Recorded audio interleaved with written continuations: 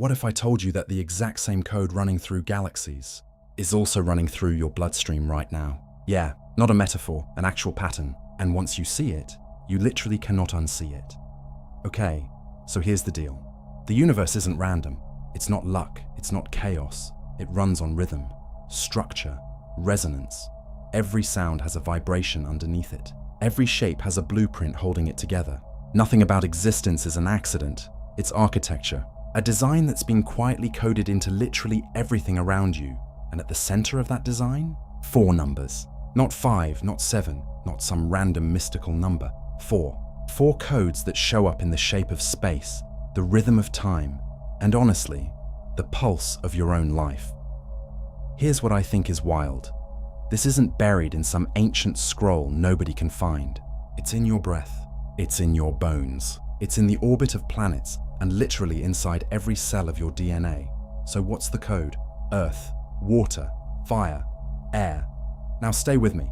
These aren't just poetic words for a candle label. Each one is basically a language your reality runs on. And once you actually learn to work with them, they don't just affect you, they start shifting stuff around you. Think about the seasons. Winter shuts everything down into stillness. Spring wakes it back up. Summer's full expression, everything blooming loud. Fall is release, letting go. And guess what? You go through the exact same 4-part cycle. Childhood, your wild youth years, adulthood, and then aging. Time isn't a straight line, honestly. It's a spiral.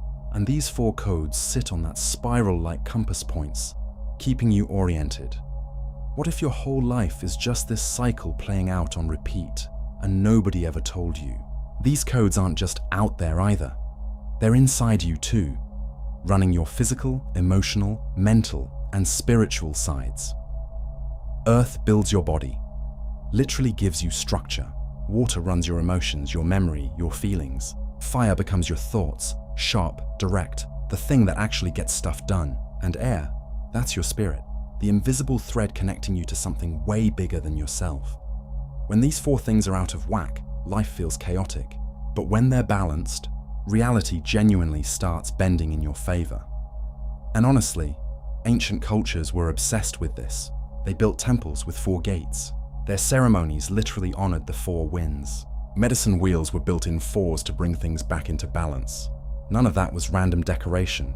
It mirrored something they understood way deeper than we usually give them credit for. Here's where it gets genuinely nuts. This same 4-part pattern, it's written into your literal DNA. Your DNA is held together by 4 base molecules: adenine, thymine, cytosine, and guanine. And get this, some people believe these aren't just chemicals. They're basically archetypes of the same 4 elements. Adenine equals earth, the builder, your foundation, your bones. Thymine equals water, empathy, receiving, holding memory. Cytosine equals fire, decision-making, command, the architect energy. And guanine equals air, the invisible signal, the whisper of higher awareness. What if your DNA isn't fixed at all, but actually listening to you? Because here's the theory. These molecules respond to thought, sound, light, frequency. Your body isn't a machine. It's more like a listening field. And the language it understands best? Vibration. So where biology meets energy, you've got 4 engines running the whole show. Your root grounds your power, that's earth. Your heart pulls in experience, that's water. Your third eye turns vision into direction, that's fire. And your crown receives from something bigger, that's air. When these line up, it's like a circuit clicking into place. Energy stops leaking out everywhere. Things you want stop feeling like a desperate request and start feeling like a directive. But here's the code that honestly messes with people's heads the most: time. What if time isn't ticking forward without you? What if you're not following time? You're actually generating it. Layer 1 is the past. And no, it's not buried behind you. It's vibrating through you right now. Old wounds, repeated thoughts, beliefs you absorbed without even choosing them. They don't just vanish because a new year started. They linger, quietly shaping what keeps happening to you on repeat. But here's the twist. You're not trapped in a memory. You're resonating with an echo of it. And the second you shift how you relate to that echo, it stops running your life. Layer 2 is the present.